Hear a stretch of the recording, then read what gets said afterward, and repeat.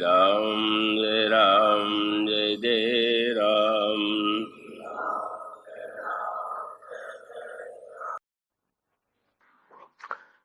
भगवान श्री रामभद्र की महती अनुकंपा से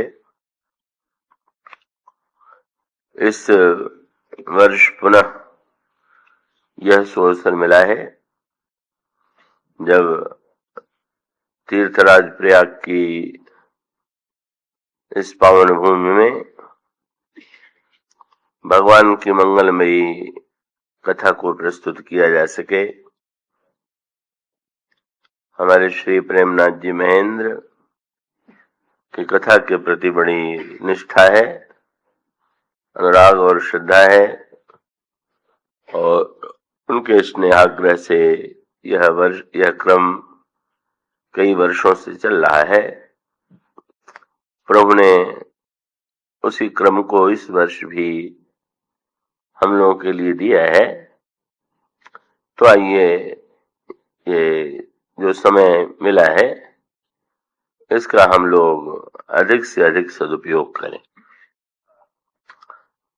इस बार प्रसंग की समस्या बड़ी ही जटिल रही और सच पूछिए तो अभी यहाँ जब मैं मंच पर आकर के बैठा हूँ तब तक ये निर्णय नहीं कर पाया कि किस प्रसंग पर कथा कही जाए। एक तो यहाँ बहुत वर्षों की परंपरा, अनेक प्रसंगों की कथा कही जा चुकी है। यद्यपि प्रसंग वही होने पर भी प्रवचन ठीक वैसा ही नहीं होता है, उसमें बड़ी भिन्नता होती है। पर प्रवचन का जो शीर्षक होता है उसके संदर्भ में स्वाभाविक लोगों के मन में उत्सुकता रहती है। श्री प्रेमनाथ जी ने ये भार मुझ पर सौंप दिया। दिन भर में अपने निकटस्थ लोगों से प्रश्न करता रहा, अलग अलग सुझाव दिए गए, पर अभी आइए भगवान श्री राम के वनगमन पर एक दृष्टि डालने की चेष्टा करें। ऐसी ही प्रभु की प्रेरणा। भगवान श्री राम का वनगमन अगर केवल बहिरंग दृष्टि से विचार करके देखें तो ऐसा लगता है कि यह एक बहुत बड़ी दुर्घटना थी। स्वाभाविक रूप से जहां चारों ओर अयोध्या में उत्साह का और उत्सव का वातावरण छाया हुआ हो, जहां प्रत्येक नागरिक, प्रत्येक व्यक्ति उत्सुकता से प्रतीक्षा कर रहा हो कि कब जनक नंदिनी सीता के साथ राम सिंहासनासीन होंगे, जब माताओं के हृदय में हर्ष और उल्लास की सीमा न हो, का उस समय अचानक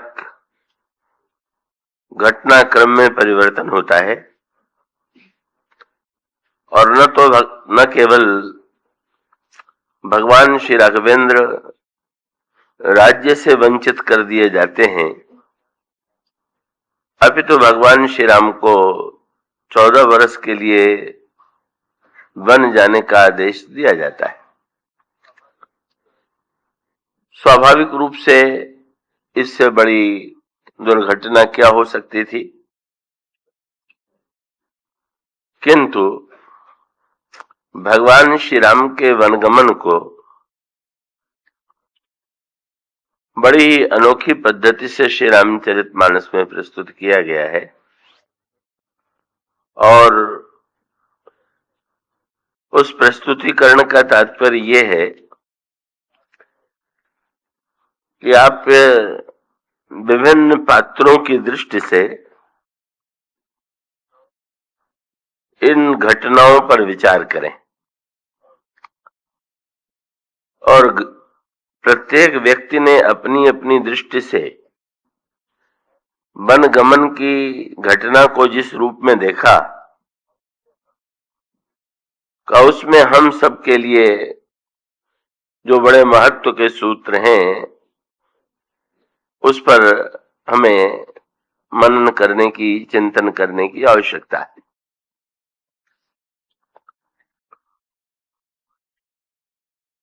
का भगवान श्री राघवेंद्र ने या अलग अलग प्रसंगों में भगवान, जहां तक अयोध्या वासियों का संबंध है, वे तो अपार शोक सागर में डूब गए, लेकिन जिनके साथ ये घटना घटित हुई उन्होंने इसे किस रूप में देखा और रामायण के भिन्न भिन्न पात्रों ने इस घटना को जिस दृष्टि से विचार देखा, आइए हम उस पर विचार करें। गोस्वामी जी ने इसके लिए एक बड़े महत्वपूर्ण रूपक का चुनाव किया और वो महत्वपूर्ण रूपक है समुद्र मंथन का। गोस्वामी जी ने ये कहा कि श्री राम का वनगमन एक प्रकार के समुद्र का मंथन है और समुद्र मंथन की प्रक्रिया क्या है? समुद्र मंथन की जो पौराणिक कथा आई हुई है का उसे आपने पढ़ा होगा, सुना होगा। पौराणिक कथा आती है कि देवता और दैत्यों ने मिलकर के समुद्र का मंथन किया और उनका उद्देश्य समुद्र से अमृत को पाना था। तो इसमें दो बड़े महत्व के सूत्र हैं कि अमृत देवता और दैत्यों में परस्पर बड़ा विरोध है, पूरी तरह से उनकी धारणाओं में भेद है, वे एक दूसरे के शत्रु हैं।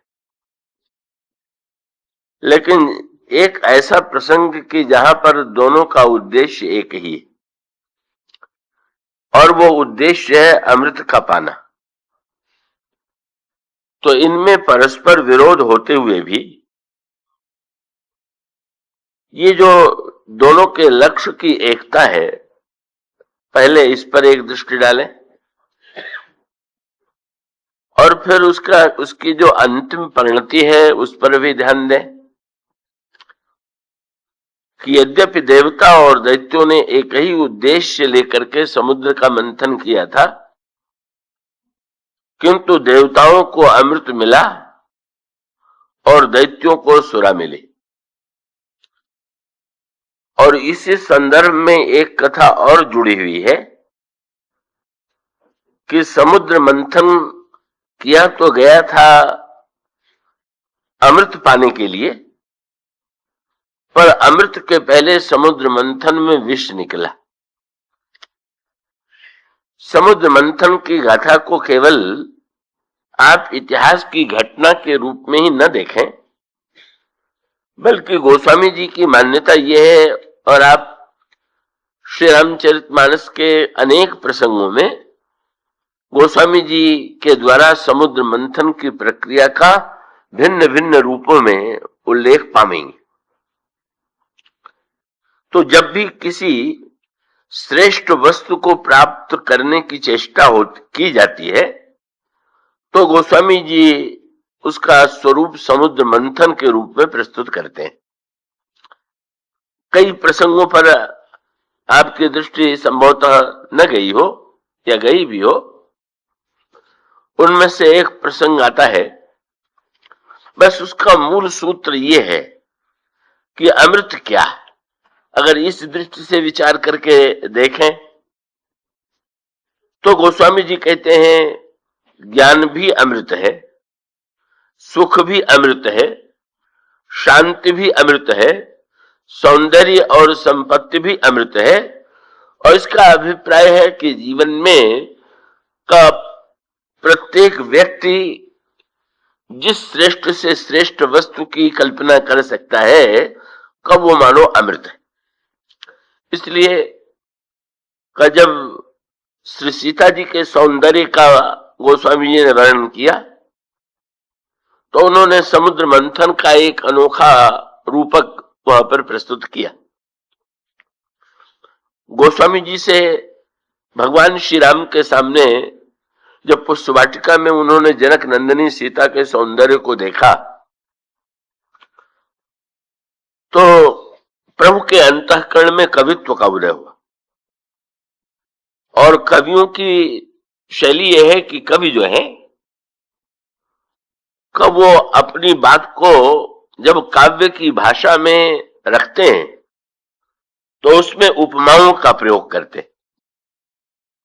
तो जब जनक नंदिनी सीता के सौंदर्य को देख करके प्रभु के हृदय में कवित्व का उदय हुआ, तो फिर मानो ये भी प्रेरणा प्राप्त हुई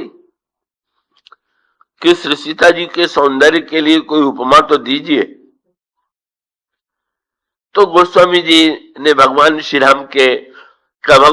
राम ने उपमा देने में जब असमर्थता का अनुभव किया, तो उन्होंने सारा दोष अपने से पहले के कवियों के ऊपर मढ़ दिया। भगवान राम का वाक्य आपने पढ़ा होगा। भगवान राम कहते हैं, सब उपमा कवि रहे जुठारी, कही पटतरों विदेह कुमारी। कई कवियों ने सारी उपमाओं को जूठा कर दिया, अब मैं विदेह कुमारी के लिए नई उपमा कहां से लाऊं। और इसका अभिप्राय है कि झूठी वस्तु देवता को अर्पित नहीं की जाती। तो प्रभु को ऐसा प्रतीत हुआ कि जनक नंदिनी के सौंदर्य के लिए यदि मैं झूठी उपमाओं का प्रयोग करूं तो ये जनक नंदिनी के लिए उनके सम्मान के अनुकूल नहीं होगा। और प्रभु ने जो श्री सीता जी का नाम चुना वो बड़ा सुंदर चुना। वो पंक्ति शब्द है, कई पटतरों विदेह कुमारी। ये है विदेह कुमारी। और कवियों ने उपमाओं का जितना प्रयोग था वो देह कुमारियों के लिए कर दिया। तो अब ऐसी स्थिति में देह कुमारियों को जो उपमा दे दी गई, अब मैं विदेह कुमारी को कैसे दूं। तो अब जब कवियों को दोष दिया तो तुलसीदास जी भी तो एक कवि हैं।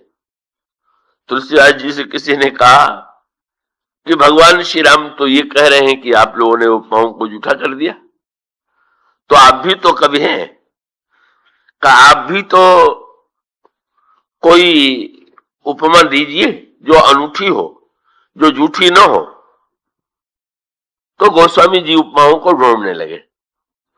किसी ने तुलसीदास जी को सुझाव दिया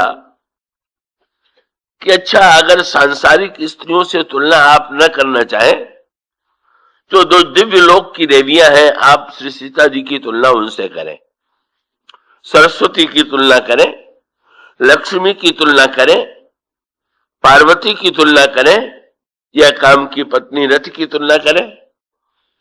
और गोस्वामी जी जब इन उपमाओं पर विचार करने लगे तो उपमाओं पर विचार करते हुए उन्होंने कहा, यदि मैं सरस्वती से सीता जी की तुलना करूं तो गिरा मुखर। सरस्वती बोलती बहुत, तो सौंदर्य में बहुत बोलना ये स्वयं शोभा नहीं।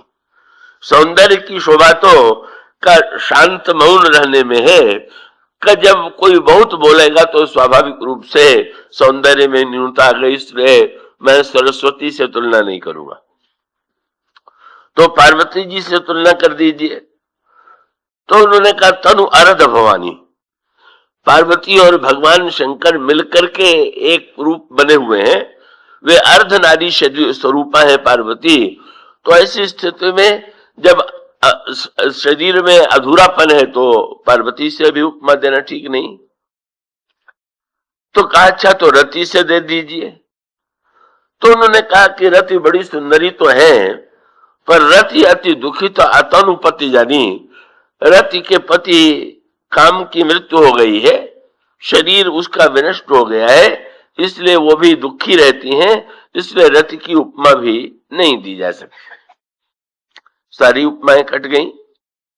तो अंत में कहा गया कि तो फिर लक्ष्मी जी ही बची हैं, क्या लक्ष्मी जी से उपमा दीजिए। तो बड़ी अनोखी बात तुलसीदास जी ने कही। उन्होंने कहा लक्ष्मी जी स्वयं तो बहुत भली हैं, पर उनका एक भाई और एक बहन जो उनको बड़े प्रिय हैं, वो उनके गौरव को कम कर देते हैं। कौन? बोले विश्व बारुणी बंधु प्रिय जी। समुद्र मंथन हुआ तो उसमें लक्ष्मी तो निकली ही, विश्व भी निकला और शुरा भी निकली, और लक्ष्मी जी को ये दोनों भाई बहन बड़े प्रिय। का बहुधा ये जहां जाती हैं वहां अपने भाई बहन को भी साथ लेती जाती। का इसलिए मैं लक्ष्मी जी की तुलना भी सीता जी से नहीं करूंगा। और तब गोस्वामी जी ने से कहा गया कि तो फिर किसी नई उपमा की सृष्टि कीजिए। तो गोस्वामी जी ने कहा मैं तुलना तो लक्ष्मी जी से ही करूंगा, पर लक्ष्मी जी से तुलना करने के लिए अब मैं नया समुद्र मंथन करूंगा, और उस नए समुद्र के मंथन से जो लक्ष्मी निकलेंगी तो उनकी तुलना सीता जी से की जाएगी। और तब गोस्वामी जी ने समुद्र मंथन का एक बड़ा ही दिव्य रूप प्रस्तुत किया।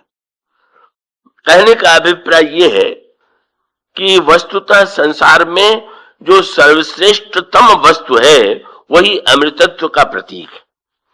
और गोस्वामी जी ने जब सौंदर्य के लिए, सौंदर्य क्या है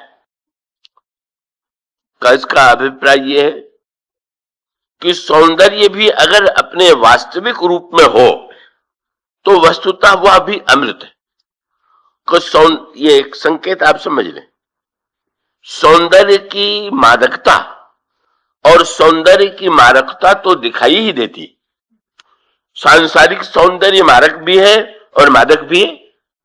तो ऐसी स्थिति में अगर संसार के सौंदर्य को देख करके जब इन दोनों वस्तुओं पर दृष्टि जाती है तो ऐसा लगने लगता है कि यह सौंदर्य का ग्राह्य नहीं है, त्याज्य।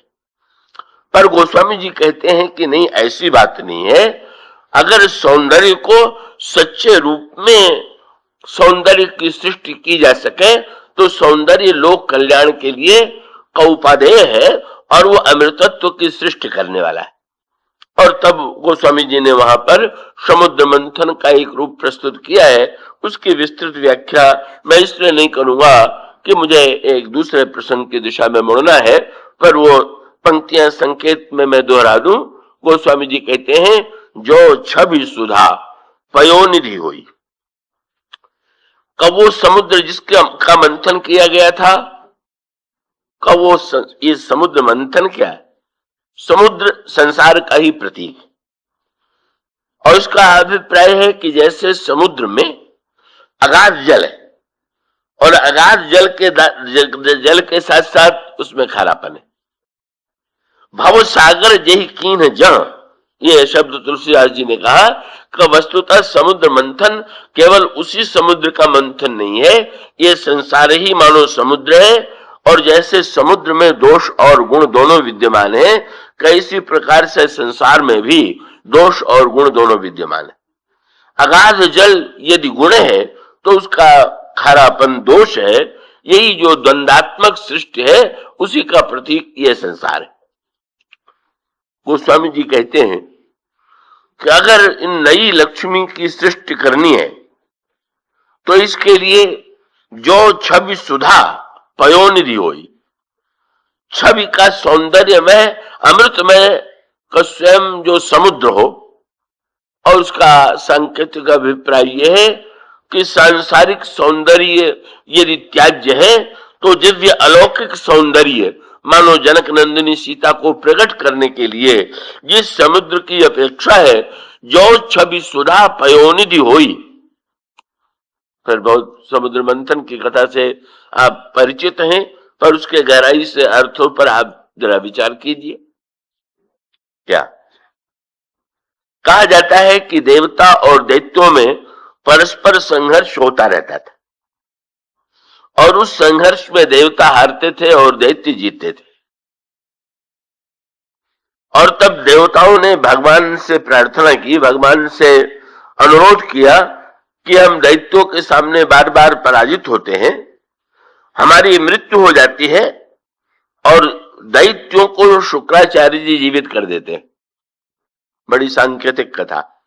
दैत्यों के गुरु शुक्राचार्य, और वो अपने मृत संजीवनी विद्या के द्वारा दैत्यों को जीवित कर देते हैं, और दैत्य देवता जो हैं उनकी मृत्यु हो जाती है। उसका अभिप्राय क्या? देवता मानो सद्गुणों के प्रतीक हैं और दैत्य दुर्गुणों के। और ये समस्या व्यक्ति के जीवन में आती है कि हमारे सद्गुणों की मृत्यु बड़ी सरलता से हो जाती है,